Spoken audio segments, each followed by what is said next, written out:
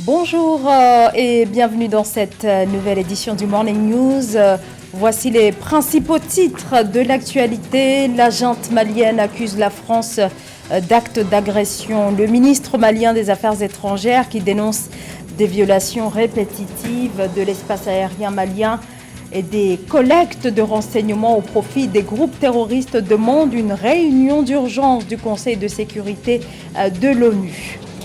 Au Kenya, l'opposant historique Raila Odinga annonce son intention de contester les résultats de l'élection présidentielle devant la justice. Résultat annoncé ce lundi après 6 jours d'attente et au terme d'une journée marquée par la scission de la commission électorale qui a donné vainqueur le vice-président sortant William Ruto avec 50,49% des suffrages. Le Gabon a célébré ce mercredi 17 août le 62e anniversaire de son accession à l'indépendance. Retour sur la situation politique de ce pays à quelques mois de l'élection présidentielle de 2023, à l'heure où les Gabonais s'interrogent sur une possible candidature du président Ali Bongo Ondimba. Le Mali saisit l'ONU et accuse la France de violer sa souveraineté et de soutenir des groupes terroristes qui opèrent au Sahel, notamment en armement. Des accusations également d'espionnage sur la base de violations présumées de l'espace aérien du Mali. Montée de tension entre Paris et Bamako alors que le dernier contingent militaire français de Barkhane a quitté le pays ce lundi. Le Mali, qui a saisi le Conseil de sécurité, affirme détenir des preuves des accusations formulées. Le ministre malien des Affaires étrangères, Abdoulaye Diop, dans une lettre datée du 15 août 2022, le jour même du départ définitif de Barkhane, lettre adressée au Conseil de sécurité des Nations Unies, exige une réunion d'urgence et dans sa lettre de 3 pages, le chef de la diplomatie malienne précise que si la France poursuivait son appui présumé, je cite, le Mali se réserve le droit de faire usage de la légitime défense. Fin de citation. Le contexte économique, politique et sécuritaire sous-régional au cœur du 42e sommet des chefs d'État et de gouvernement de la communauté de développement d'Afrique australe qui s'est ouvert ce mercredi à Kinshasa en République démocratique du Congo. Une dizaine de chefs d'État et de gouvernement sont sur place. Un sommet de la SADC, dont la présidence 2022-2023 sera désormais assurée par le président congolais Félix Tshisekedi. Dans sa prise de parole, le nouveau président en exercice de l'institution, qui préside également la communauté économique des États de l'Afrique centrale, la CEAC, a souligné le rôle important joué par la sous-région Afrique australe, qui fournit un important contingent militaire à la MONUSCO, la mission de l'Organisation des Nations Unies en RDC, pays traversé par plusieurs conflits au niveau de sa partie Est.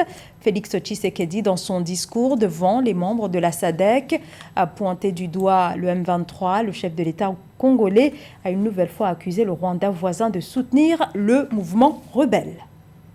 Il rejette le résultat de la présidentielle kenyane. Raila Odinga, figure historique de l'opposition, soutenu par le président sortant Uhuru Kenyatta, indique envisager toutes les options légales possibles pour contester les résultats, des résultats qui ont donné vainqueur le vice-président sortant William Ruto, vainqueur sur le fil avec 50,49% des voix contre 48,85% pour Raila Odinga, qui qualifie ces résultats de parodie. Roberto Bogbe.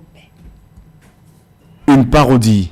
C'est en ce terme que Raila Odinga a qualifié ce 16 août le résultat de la présidentielle au Kenya, donnant William Ruto vainqueur. Le candidat malheureux affirme qu'il poursuivra toutes les options légales possibles tout en exhortant ses partisans à maintenir la paix et à ne pas se faire justice eux-mêmes.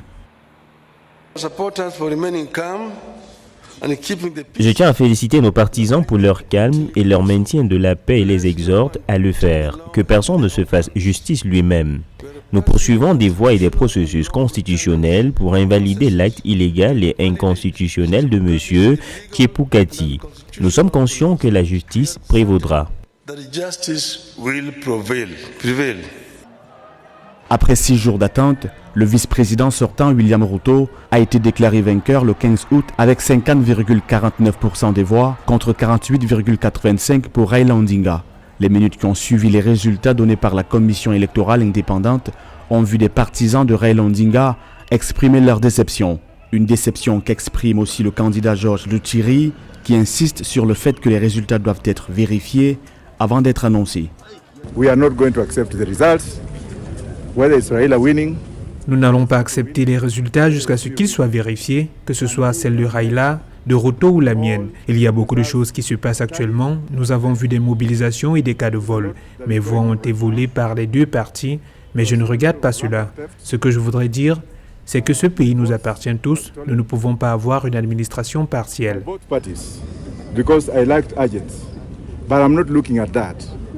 Le président élu, William Ruto, avait assuré à l'annonce des résultats qu'il travaillerait avec tous les leaders politiques. Plusieurs pays africains, dont l'Éthiopie, la Somalie voisine, la Tanzanie, l'Ouganda, le Burundi, ont félicité l'élu. 4 des 7 commissaires électoraux ont déclaré qu'ils maintenaient leur décision de la veille de renier les chiffres annoncés par le président de la commission électorale, Wafula Chebukati. La Constitution adoptée à 94,6% des voix en Tunisie, selon les résultats confirmés ce mardi par l'autorité électorale. Une constitution controversée, voulue par le président de la République, Kais Saied. À peine plus de 30% des Tunisiens se sont rendus aux urnes. Tout au long de la campagne, avant le référendum du 25 juillet dernier, les partis d'opposition ont dénoncé une dérive autoritaire. La nouvelle loi fondamentale renforce largement les pouvoirs du chef de l'État. Un régime hyper présidentiel en rupture avec les limitations imposées au pouvoir du président de la République depuis 2014. Le nouveau texte entrera en vigueur après sa promulgation par le président de la République et sa publication au journal officiel. Mildred Diamou. Après avoir traité les recours déposés pour contester les résultats du référendum du 25 juillet 2022, l'instance supérieure indépendante pour les élections a confirmé le 16 août 2022 l'adoption de la nouvelle constitution en Tunisie. La constitution proposée par le président Kais Saied, approuvée par une large majorité de 94,6% des électeurs, soit un peu plus de 2,6 millions de personnes et avec un faible taux de participation estimé à 30,5%, renforce notamment les prérogatives du chef d'État, contrairement à celle de 2014 qui limitait le rôle du président. Après l'organisation réussie du référendum, nous nous engageons dans la préparation des prochaines échéances électorales, y compris notamment les élections législatives prévues pour la fin de cette année, les élections au Conseil des régions ainsi que les élections municipales et régionales. La nouvelle charte supprime également les protections empêchant que des civils ne soient jugés par des tribunaux militaires et ne prévoit pas de procédure de destitution du président qui nomme le chef de gouvernement et les ministres et peut les révoquer à son gré. Une deuxième chambre est créée au sein du Parlement pour représenter les régions au mépris de l'Assemblée du peuple. C'est l'écrasante majorité de ceux qui ont participé à la consultation électronique sur la Constitution qui ont demandé l'institution en Tunisie d'un régime présidentiel. Il ne s'agit pas d'un régime présidentiel au sens strict du terme, mais d'un régime qui accorde de très larges prérogatives au président et c'est ce que veut le peuple, parce que le peuple veut qu'il y ait un dernier ressort qui fixe la politique générale de l'État et qui assume la responsabilité directe de la réussite ou de l'échec de cette politique. Certains observateurs appellent l'adoption de la nouvelle constitution en Tunisie une confiscation du pouvoir par le président Kais Saied, alors qu'ils mettent en garde contre un retour de la dictature avec la nouvelle constitution. Ils estiment que cette démarche sape les efforts visant le respect des droits humains et met en péril les avancées réalisées depuis la révolution de 2011. 17 août 2022, les Gabonais ont célébré ce mercredi leurs 62 ans d'indépendance. Une fête nationale en grande pompe malgré le contexte sociopolitique dans ce pays d'Afrique centrale présidé par Ali Bongo Ondimba en exercice depuis 2009. Dans son adresse à la nation et à quelques mois de la présidentielle de 2023, le chef de l'État, dont l'état de santé est régulièrement questionné depuis son AVC en 2018, dit encore avoir de grandes ambitions pour le Gabon. Son portrait est signé Nathalie Mo.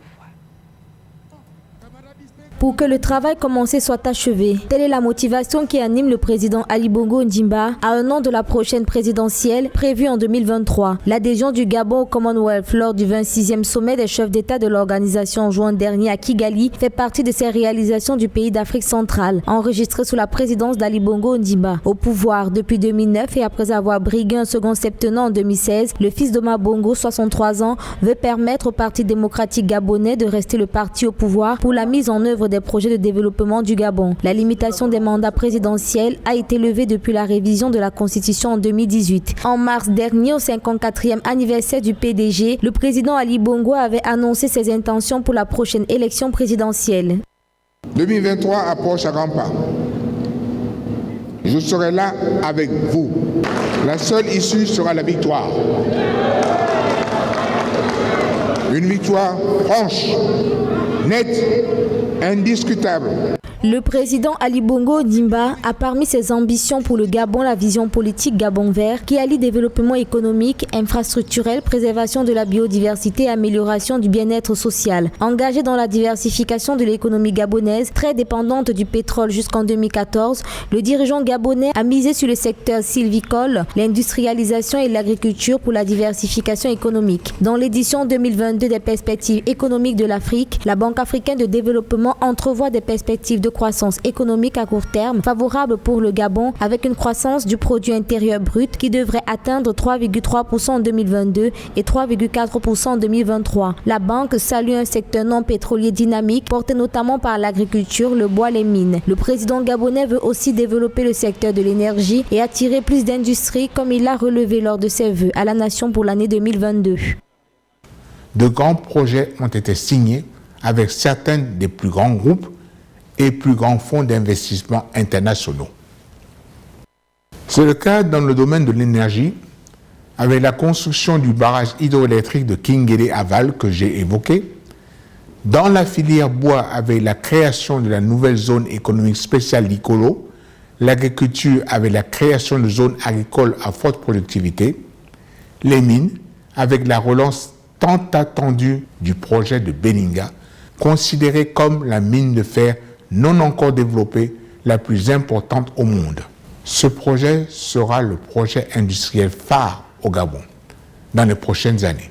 Le président Ali Bongo, touché par un accident vasculaire cérébral en octobre 2018 à Riyad, en Arabie Saoudite, assure aujourd'hui s'être remis de cet accident et compte poursuivre la dynamique engagée depuis sa venue au pouvoir. Il s'est compté sur une équipe ayant à sa tête la première femme chef du gouvernement du Gabon, Rose Christiane Osuka Raponda, nommée Premier ministre en juillet 2020. En termes de leadership au plan international, le Gabon siège pour 2022 et 2023 au Conseil de sécurité des Nations Unies en qualité de membre non permanent. Le président Ali Bongo se félicite de cette position et présente également le Gabon comme un champion de l'environnement avec son parc national d'Ivindo classé au patrimoine mondial de l'UNESCO ou encore sa zone économique spéciale de Nkok qui émet autant de carbone qu'elle en absorbe.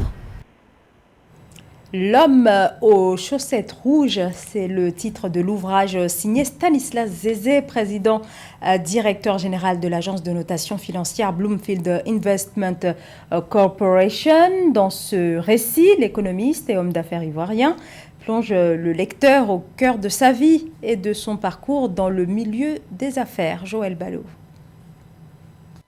L'Ivoirien Stanislas Zézé, homme de finance, président directeur général de Bloomfield Investment Corporation, une agence d'évaluation du risque de crédit opérant en Afrique de l'Ouest et en Afrique centrale, a ajouté une nouvelle corde à son arc. Depuis le 15 août 2022, il est l'auteur de L'homme aux chaussettes rouges, une autobiographie de 182 pages qui insiste sur le développement du continent africain par le changement de mentalité et l'éducation de la jeunesse. Dans le livre, il y a beaucoup de messages, notamment le code des valeurs, et si vous voulez, les moments d'émotion de ma vie, les moments qui ont impacté la construction de ma résilience et la construction de mon courage, de mon abnégation. Et tout ça, je crois que je dois ça à la jeunesse. Et pour moi, c'est ce type d'histoire qui permettrait aux jeunes de pouvoir faire des bons choix. Coécrit par l'écrivain Pacom Christian Kipré, L'homme aux chaussettes rouges représente l'espoir d'un changement pour toute une génération de jeunes Africains. L'Afrique d'aujourd'hui et l'Afrique de demain prendront forme grâce à une jeunesse aguerrie, consciente des difficultés, mais surtout consciente de l'impact qu'elle peut avoir sur le développement du continent. Je trouve l'ouvrage extraordinaire. D'abord la présentation, c'est captivant. J'aime beaucoup le fait que c'est très facile à lire. On le connaît comme quelqu'un qui est dans les finances, mais il a rendu l'ouvrage accessible. Et le fait qu'il y a beaucoup d'images, ça donne envie de le lire et de sauter un peu de temps en temps les chapitres pour lire le chapitre qui vous intéresse. Et je pense que c'est un ouvrage important pour les futures générations et surtout pour les jeunes. Entre chaque ligne, Stanislas Zézé revient sur les événements clés de sa vie, ses victoires, mais surtout ses échecs. Il indique qu'il a passé ces dernières années à réfléchir sur son parcours. Aujourd'hui, l'homme aux chaussettes rouges est donc le miroir de sa vie. En Afrique, près de 10% de la population vit avec un handicap. Trouver un travail, se déplacer, le quotidien peut se révéler pour la majorité d'entre eux un véritable parcours du combattant en raison d'un environnement inadapté et d'une prise en charge inexistante. Au Congo-Brazzaville, l'insertion sociale et professionnelle bénéficie de peu de soutien étatique. Sur place, la fondation Challenge Futura est l'une des rares structures qui vient en aide aux personnes handicapées. Reportage d'Eva Panzou. Francina Ikembo est une sourde muette de Brazzaville au Congo qui peut désormais tenir entre ses mains cet échantillon de pleurote produit par elle et ses collègues au cours d'une formation pilote en myciculture reçue au sein de la fondation Challenge Futura.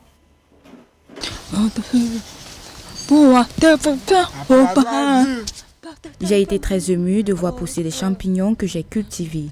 Cela m'a encouragée à fournir plus d'efforts. Je suis heureuse de recevoir des connaissances sur cette formation qui consiste à cultiver les champignons. J'ai accepté cette formation pour acquérir des connaissances en myciculture et devenir chef d'une entreprise œuvrant dans ce secteur.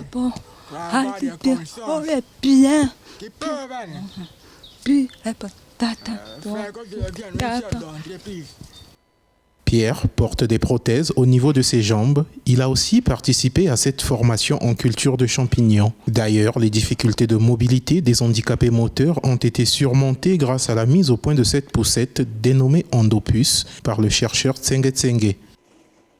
J'utilise une prothèse. Donc longtemps debout ou longtemps assis ne me permet pas de bien travailler. Donc je dois alterner, soit de travailler debout, soit travailler assis.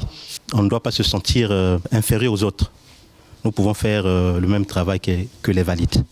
C'est vrai qu'ils sont très marginalisés, très vulnérables, mais ils sont dotés d'un potentiel important, que ce soit sur le plan scientifique et technique. C'est pour ça que c'était très important pour nous de les aider, bien sûr en tenant compte de l'objet de l'ONVRI, c'est-à-dire que vulgariser les résultats de la recherche menée dans le cadre de la production des champignons. Cette phase pilote des formations à la culture des champignons pendant 10 jours à l'intention des malentendants et des handicapés moteurs a produit des résultats satisfaisants. Les formateurs ont noté une bonne maîtrise de la technique artisanale de culture des champignons pleurotes. C'est aussi grâce à l'apport de l'Agence nationale de valorisation des résultats de la recherche et innovation que ce projet a été réalisé. Les meilleurs d'entre eux vont bénéficier d'un stage payant au sein de la fondation Challenge Futura, financée en partie par cette agence du ministère de la Recherche scientifique et de l'Innovation. Fin de ce journal, merci de nous avoir suivis. Dans un instant, une nouvelle édition de l'actualité sur Africa 24.